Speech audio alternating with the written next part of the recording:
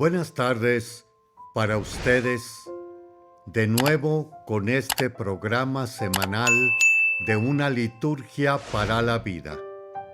También pueden acceder a través de otros medios de comunicación masiva, como es iHeartRadio, Amazon Music, YouTube Music, Apple Podcasts, como Spotify. Les comparte estos momentos el Padre Víctor Anguiano en la diócesis de San Cristóbal de las Casas, Chiapas, México. Nos encontramos en el domingo 13, semana 13 también. Pero a los nuevos que han estado integrándose poco a poco a este programa, quizás también les parezca un tanto extraño domingo 13, puesto que estamos a mediados ya del año civil. Pero hay que recordar que se suspendieron los años de este tiempo ordinario color verde porque nos adentramos en dos misterios principales de la fe, celebrado hace poco con Navidad, por un lado. Por otro lado, también mucho más reciente, la Semana Santa. Anterior a la Semana Santa hubo Cuaresma más Pascua, 50 días. Y también, como ya decía, Navidad fue otro momento. Si le restamos estos domingos que nos llevó en centrarnos en estos misterios principales de nuestra fe cristiana y católica, entonces nosotros entenderemos que sí, estamos en este domingo 13. Ahora, también otra de las cosas, color verde, quiere decir madurez de la fe. Y así lo hemos ido explicando en los domingos anteriores, que previamente nos han resaltado elementos de ella, como puede ser el pecado original, allá en Adán y Eva. También la gracia que Dios nos da para poder superar el pecado y realizar el bien. La fe, domingo pasado, que es en alguien, no en algo. Y ahora está el tema de la resurrección. ¿Qué es la resurrección dentro de nuestra fe cristiana y católica? Hoy nos lo está relatando el Evangelio, donde precisamente vemos aquí que un encargado de la capilla o sinagoga, Jairo, va a pedirle a Jesús por su hija: imponle las manos, porque está agonizando. Y viene después el segundo momento de que ya no molestes al maestro. Tu hija ha muerto. Los oyó el Señor y le dijo al encargado de la sinagoga, Jairo: basta que tengas fe. Y también, por otro lado, un momento también importante, que viene siendo cuando llegó a la casa, oyó el tumulto, el lloriqueo, y entonces les dice Jesús: ¿a qué se debe este alboroto? La niña no está muerta, está dormida. Aquí debemos de detenernos. Va a ser y tenemos que sufrir tarde o temprano nosotros una muerte biológica. Y esa muerte biológica se llamada por Jesús dormida. Está dormida. Por eso también el cementerio quiere decir el dormitorio, donde allá estarán estas personas esperando el despertarse, la verdadera resurrección, puesto que ésta, en compañía de la viuda de Naín, el hijo de la viuda de Naín, más Lázaro, que ya también conocemos, la resurrección de Lázaro, se entienden como revivificación, o sea, que regresan al mundo, a la vida, y a esta vida de nuevo caduca, finita, temporal, muerte que vamos a sufrir. Todos y todas las vivientes y los vivientes de este mundo. También el Señor Jesús tendrá esta experiencia de muerte. Y lo vemos en Getsemaní. Si es posible, Señor, a su Padre, pase de mí este cáliz, pero no se haga mi voluntad, sino la tuya. Entonces, aquí debemos de entender, la resurrección será de otra manera, y nos lo aclara la primera lectura.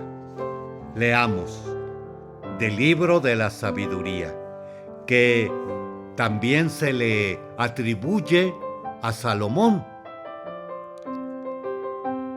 Y nos dice así: Dios no hizo la muerte, ni se recrea en la destrucción de los vivientes.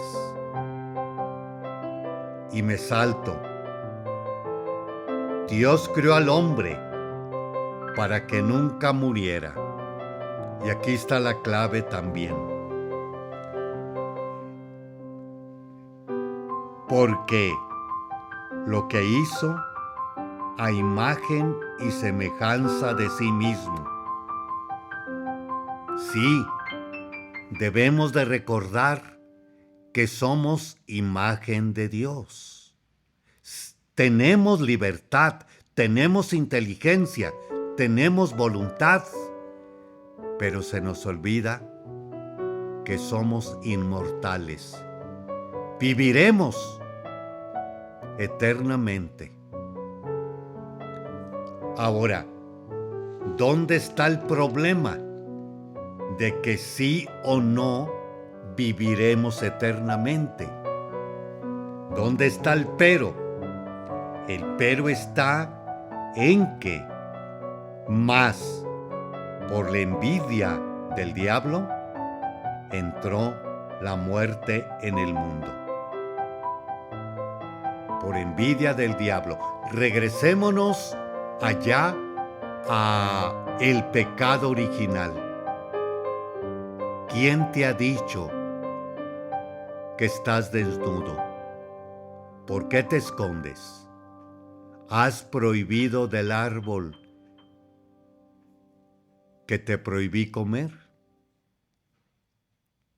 ¿De la ciencia del bien y del mal?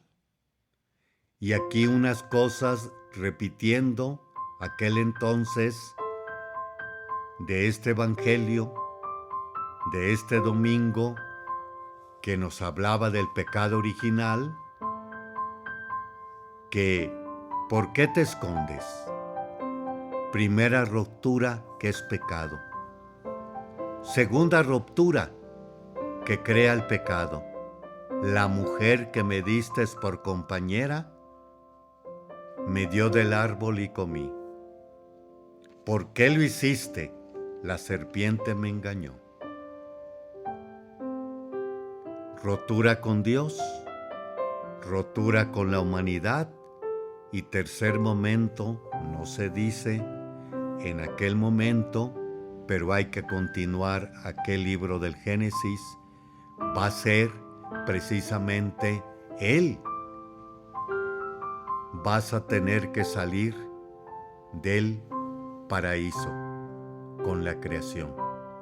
Hay esa rotura. Vamos a hacer un pequeño espacio y regresamos en unos momentos. Le esperamos.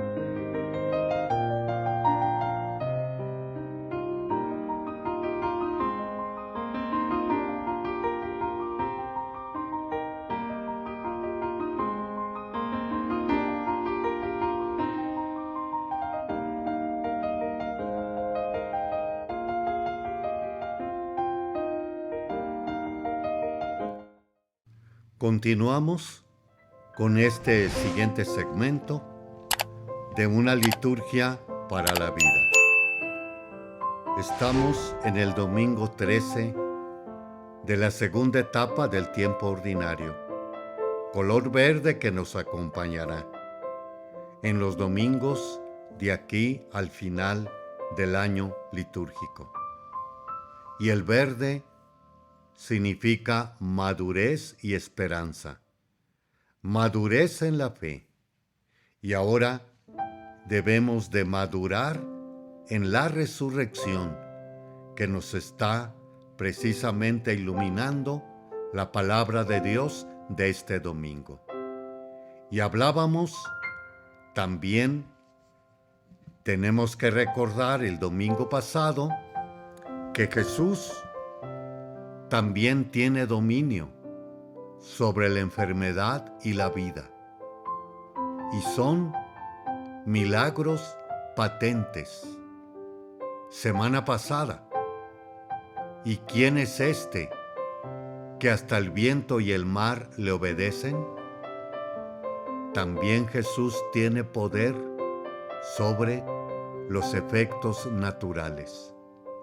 Y precisamente milagro viene siendo eso, suspender las leyes naturales. Continuamos. Hablábamos acerca de el pecado, que no va a ser posible, que no nos va a ser posible, mejor dicho, resucitar y vivir plenamente con nuestro Creador y los bienaventurados, como así lo dice el Catecismo de la Iglesia Católica. Ese es el cielo.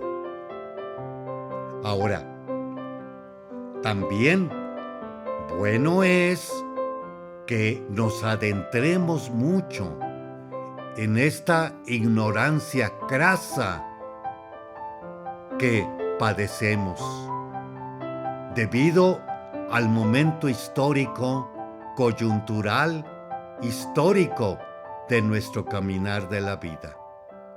Uno de ellos, bastante ya añejo, viene siendo laicismo. A Dios nada se le meterá en la ciencia y en la vida. También el nihilismo, el relativismo, y no se diga también lo últimamente que se ha presentado, la New Age, con nuevos paradigmas o modelos a seguir. Y es bueno ver esta época última, vamos a decir, los millennials, los milenarios del siglo XXI y los que somos del siglo XX. Nuestros nombres. Anteriormente, ¿quién era? ¿O quiénes eran nuestros modelos de seguimiento? Los santos y las santas. Por eso nuestros padres o abuelos también intervenían en el nombre que lleváramos. Y los de este milenio, pues son precisamente los estrellas de esta vida en cualquiera de los campos que podamos ver. Claro, las estrellas de los diferentes campos de el caminar del mundo. Y aquí precisamente está lo que viene atenuando precisamente nuestro cristianismo y nuestra fe. Agregando también con esto que decíamos de pecado, de que ya nada es pecado y debemos, de nuevo, ignorancia crasa que podemos superar, debemos de investigar en un buen diccionario teológico qué es pecado. Vamos a dar unas pautas que ahora nos iluminan la palabra de Dios de este domingo 13.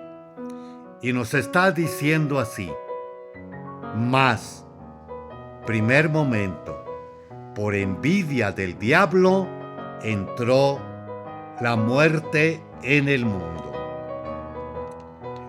Y precisamente esto va a ser que en otro momento nos lo explica más claramente San Pablo, apóstol, que nos dice precisamente el aguijón de la muerte es el pecado. Y de nuevo, la muerte eterna. Ahora, la muerte está representada en las Escrituras mucho por llamas, por alejamiento.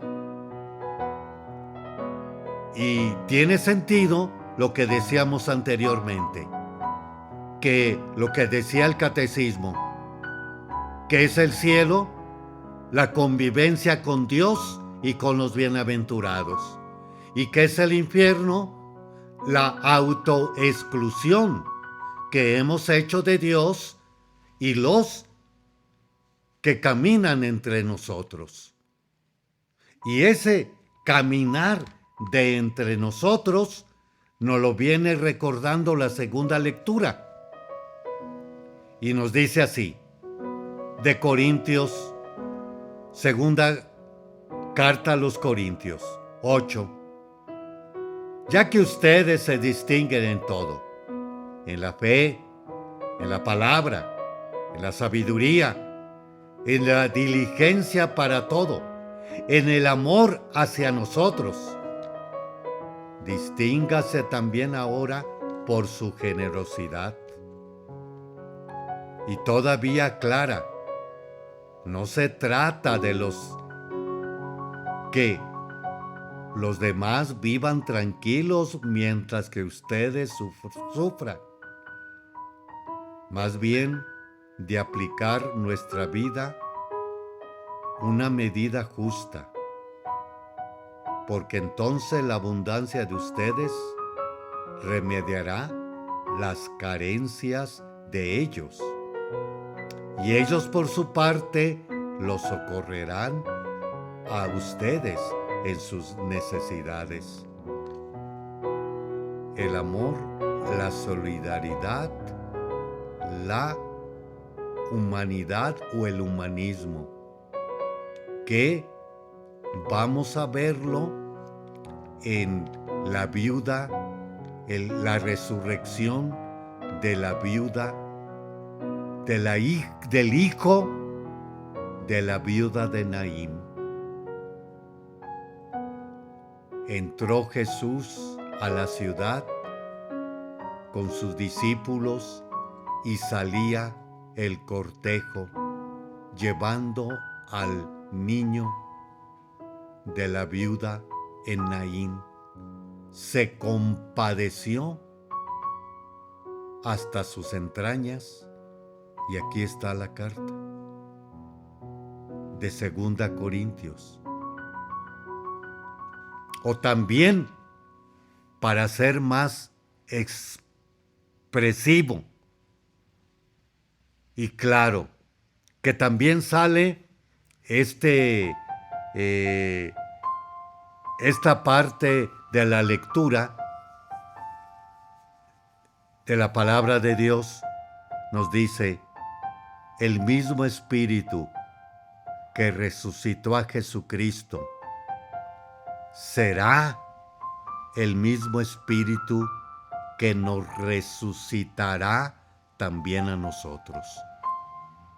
¿Y qué es ese Espíritu?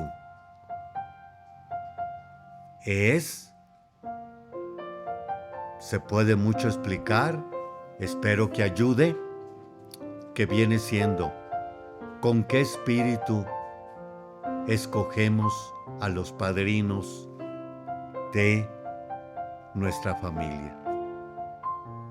No digo de mis hijos, pero ustedes sí pueden decirlo. ¿Con qué espíritu escogen a los padrinos? X, Y, Z. Eso nos da a entender el Espíritu del Señor. ¿Con qué espíritu el Señor, caminando en este mundo, hizo tales y cuales cosas? Y lo hizo precisamente por el bien del otro, como hoy nos lo dice la carta. No es que porque ustedes, entonces la abundancia de ustedes remediará las carencias de ellos, y ellos por su parte los socorrerán a ustedes. Y así viene siendo. Cuando nos dolemos, recordemos también allá el juicio final. Tuve hambre y me diste de comer, sed de beber, desnudo, en la cárcel, enfermo, y me asististe.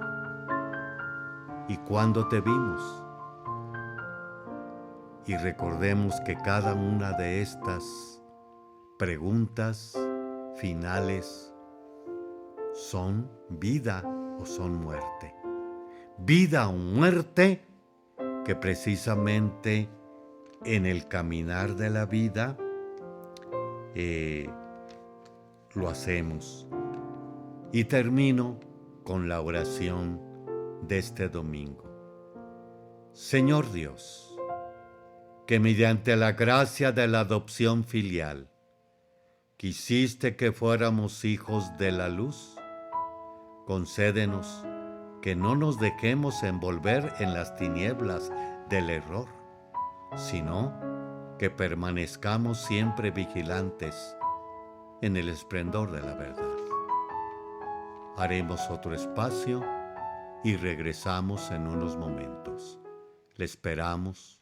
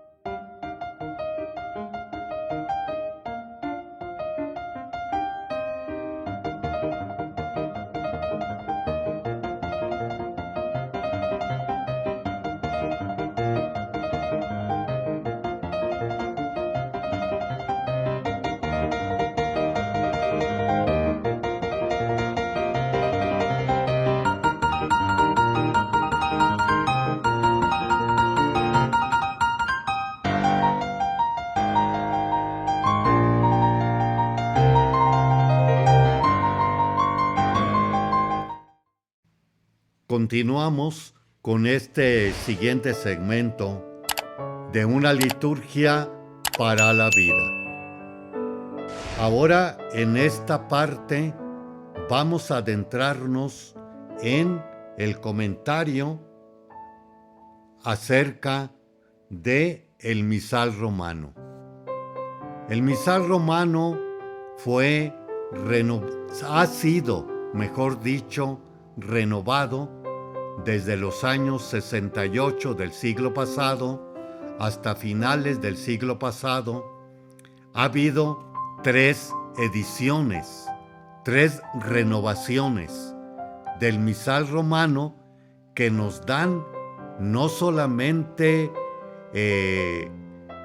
cuestiones de criterios para poder hacer las celebraciones litúrgicas de los sacramentos como de la Eucaristía, sino también a través de esas leyes, criterios, gestos, signos, símbolos que se utilizan en ella, da razón de ellos.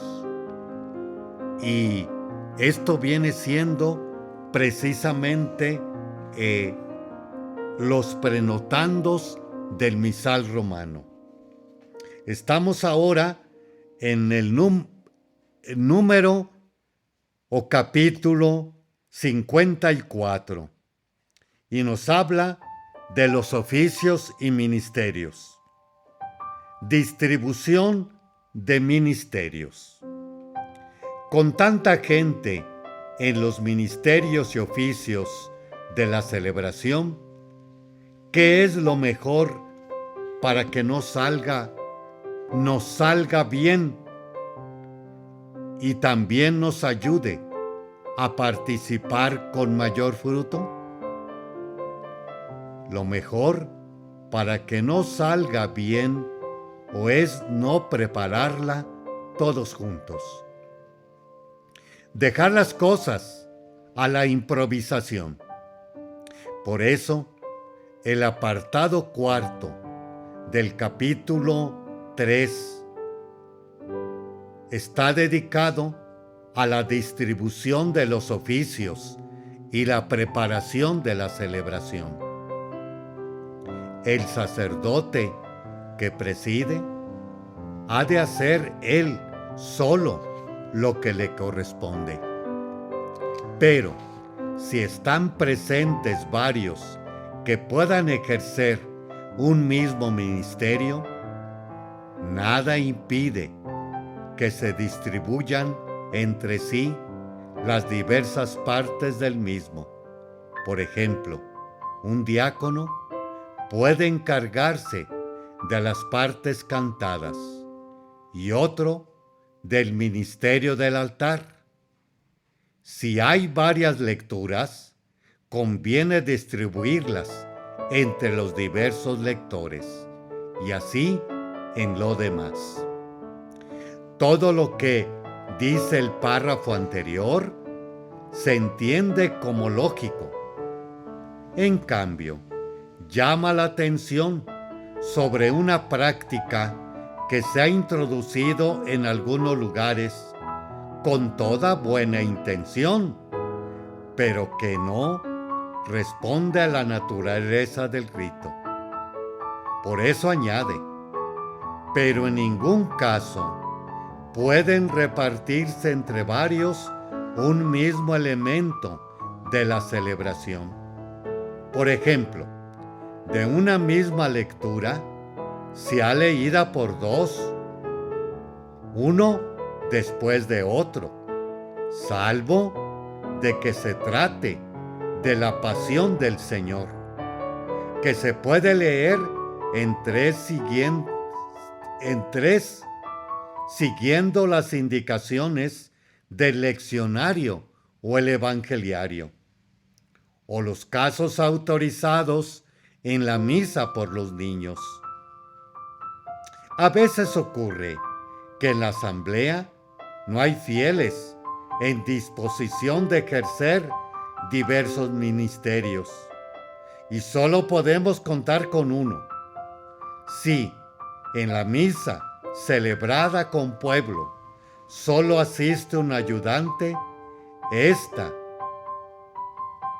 este ejercerá los diversos oficios, es decir, haga de lector, de salmista, de acólito, asumiendo todos los oficios que no son propios ni del sacerdote ni del diácono.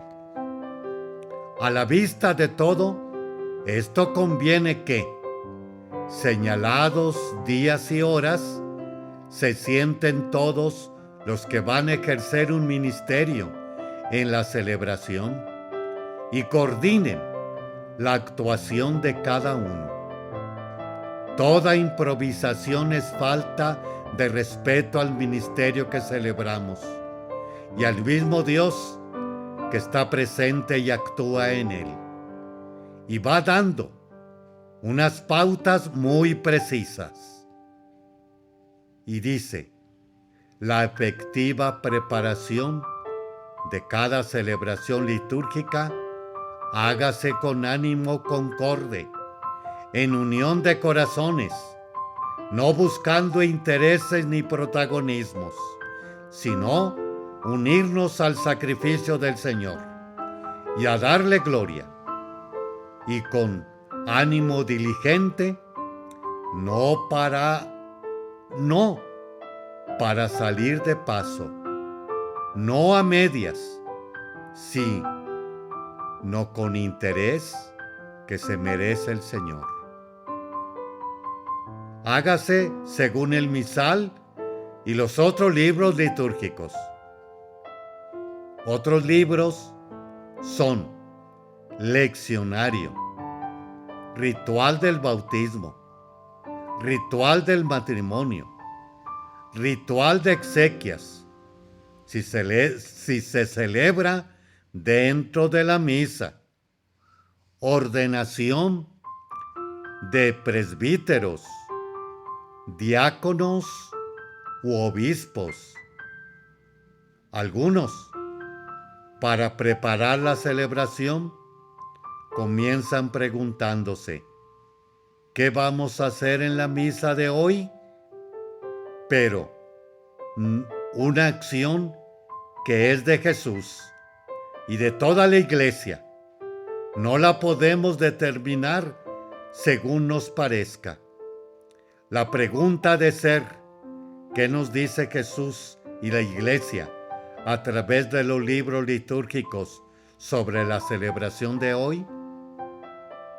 De esto se hará, inciso A, entre todos aquellos a quienes les atañe. B, tanto lo que se refiere al rito como al aspecto pastoral y musical. C, bajo la dirección del rector de la iglesia. Y D, oído también al parecer de los fieles en lo que a ellos directamente les atañe. Pero el sacerdote que preside la celebración tiene siempre el derecho de disponer lo que concierne a sus competencias. haremos un espacio y regresamos en unos momentos. Les acompaña en estos momentos de reflexión el Padre Víctor Anguiano, que también pueden ustedes seguirme en Spotify, Apple Podcasts, YouTube Music, como Amazon Music.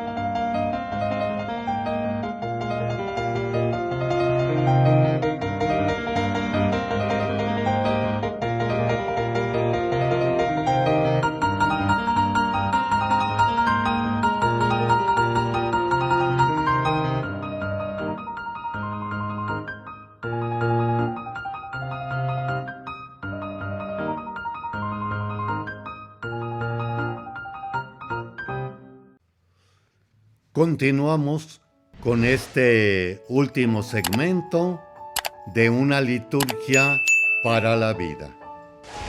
En este último segmento estamos adentrándonos en los santos y santas de esta semana próxima. Y el 1 de julio celebramos a San Junípero Serra, presbítero, celebrado ante todo en los Estados Unidos, años 1713-1784. Siempre quiso ser misionero. Tenía un doctorado en teología y era profesor en la Universidad de Palma de Mallorca, España. Y este sacerdote franciscano por fin alcanzó su sueño de ser enviado a misión. Vino a México en 1749.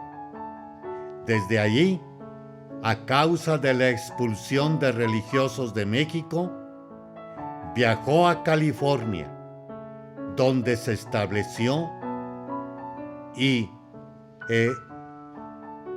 inauguró 9 misiones.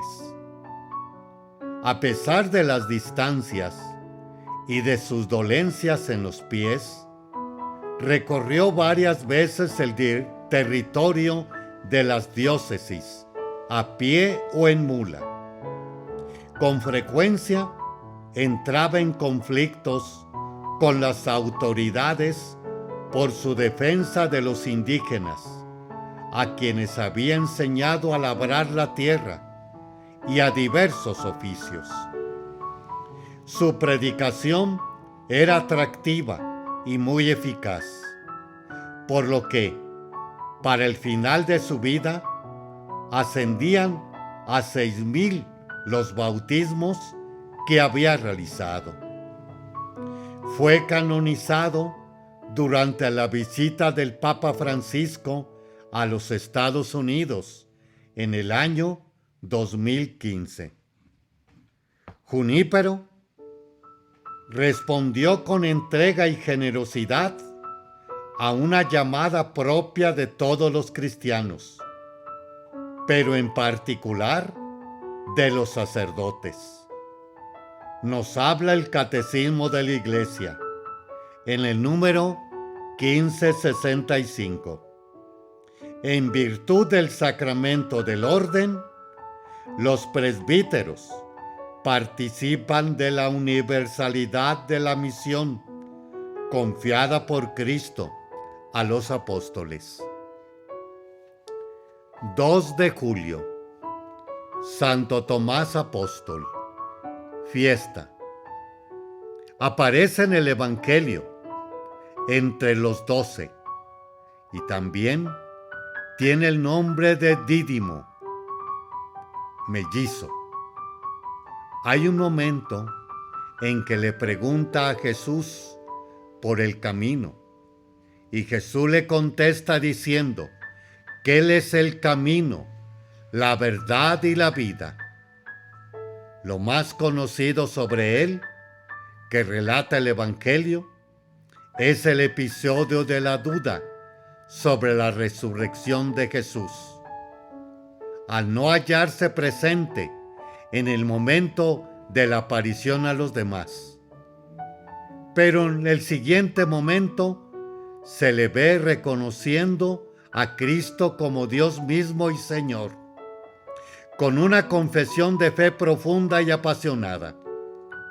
Predicó el Evangelio en la India, donde es altamente honrado, que se llaman a sí mismo católicos de Santo Tomás, y fue mártir por su fe. Dudar es algo muy humano. A veces es la razón la que domina e impone. Pero, como Tomás, lo que convence es una experiencia de encuentro personal con Cristo. Hablando de los apóstoles y su fe en la resurrección, dice el Catecismo: su fe en la resurrección nació bajo la acción de la gracia divina, de la experiencia directa de la realidad de Jesús resucitado. Número 644. 5 de julio. San Antonio María Zacaría, presbítero. A veces, Dios cambia los planes de las personas. Un joven que había sido educado y practicaba la medicina en la ciudad real natal de Cremona, en Italia. Pero Dios lo llamó y empezó a prepararse para el sacerdocio. En 1530 fundó una sociedad laica llamada de la Eterna Sabiduría, y luego, con algunos de los miembros, comenzó la Congregación de Clérigos de San Pablo, que tenía como fines la reforma del clero y de la iglesia. Con la ayuda de una mujer de la nobleza, fundó también una congregación de mujeres. Es otro de los grandes santos de la Contrarreforma, que, en tiempos de gran dificultad, inspiraron a muchos a la fidelidad a la verdad. Aunque sus planes no eran inicialmente lo que luego descubrió con la voluntad de Dios, fue obediente a la sabiduría creadora de Dios, que nos dice el Catecismo de la Iglesia. Creemos que el mundo procede de la voluntad libre de Dios, que ha querido hacer participar a las criaturas de su ser, de su sabiduría y de su bondad. Número 295. También este día se celebra a Santa Isabel de Portugal, años 1271, 1333. Fue reina de Portugal y muy conocida por su fe en medio de toda clase de problemas sociales y familiares, así como por su cuidado de los pobres. Fue además notable por su trabajo de reconciliación y mediación de conflictos. Era hija de Pedro III de Aragón y sobrina de Santa Isabel de Hungría. A los 12 años la casaron con Dionisio, rey de Portugal, con quien tuvo 2 hijos, tuvo que sufrir la infidelidad de su esposo y las peleas por el trono entre éste y su hijo. La acusaron de incitar a su hijo contra su padre y fue exiliada. A su regreso, reconcilió a los 2 y pudo también impedir la guerra entre Fernando IV de Castilla y Jaime II de Aragón. A la muerte de Dionisio, Isabel se hizo terciaria franciscana, fundó un hospital y un hogar para niñas, un orfanato y un monasterio de clarisas. No es fácil mantener la paz interior en medio de tanta dificultad y persecución personal. Es uno de los frutos del Espíritu Santo, como nos afirma el Catecismo, el que nos ha injertado a la vid verdadera, hará que demos el fruto del Espíritu, que es la caridad, alegría, paz, paciencia, afabilidad, bondad, fidelidad, mansedumbre, templanza. Números 736.